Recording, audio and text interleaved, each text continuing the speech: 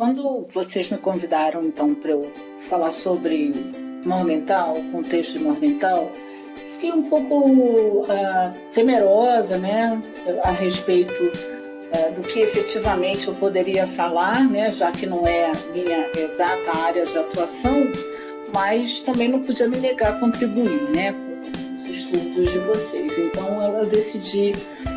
falar um pouquinho sobre esse contexto histórico e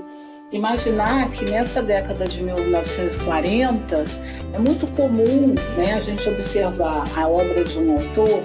pelo impacto dessa obra, como se apenas a obra tivesse de fato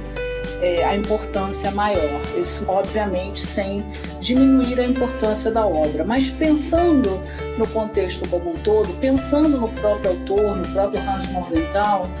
eu acho que cabe a gente considerar o fato dele ter nascido, ele nasceu na Alemanha,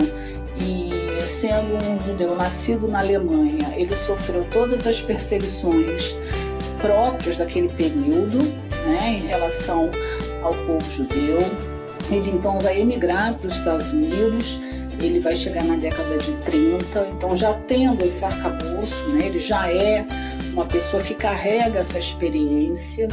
né, um homem da área do direito, então ele tem uma formação também que precisa ser levada em consideração. Além disso, né, ele atravessa a Segunda Guerra Mundial já morando nos Estados Unidos, né? Então, e tem, obviamente, todo o enredo do nazismo, né, e todo esse impacto que o nazismo causou sobre toda a humanidade, especialmente sobre o povo judeu. Então, esse contexto do Morgenthau forma essa mente e, além disso, né, o contexto do próprio Estados Unidos como parte vitoriosa da Segunda Guerra, né, terminada em 1945, e que, dentro desse arranjo que é o pós-Segunda Guerra Mundial, esse reposicionamento dos Estados Unidos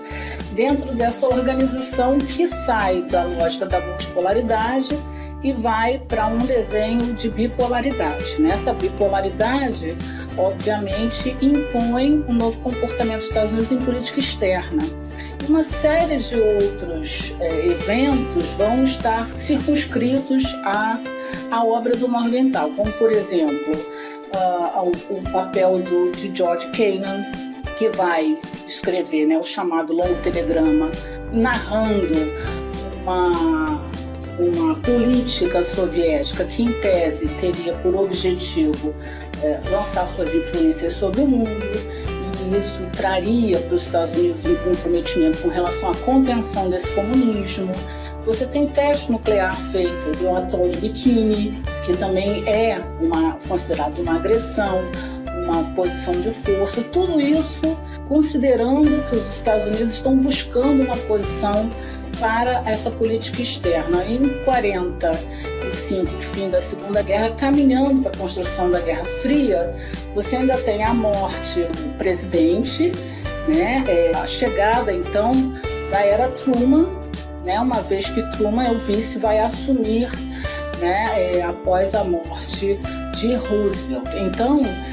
esse universo, a chegada de Truman, a ascensão dos republicanos em 46, né, como maioria no Congresso, Truman que tem uma crença numa política externa mais agressiva, né, tudo isso é o espaço privilegiado para a obra de Morgenthau encontrar o espaço preferencial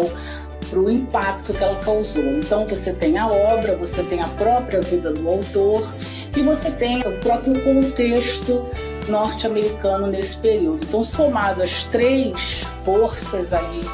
nessa ocasião, a gente consegue entender, né, o significado da obra de Hans Morgenthau.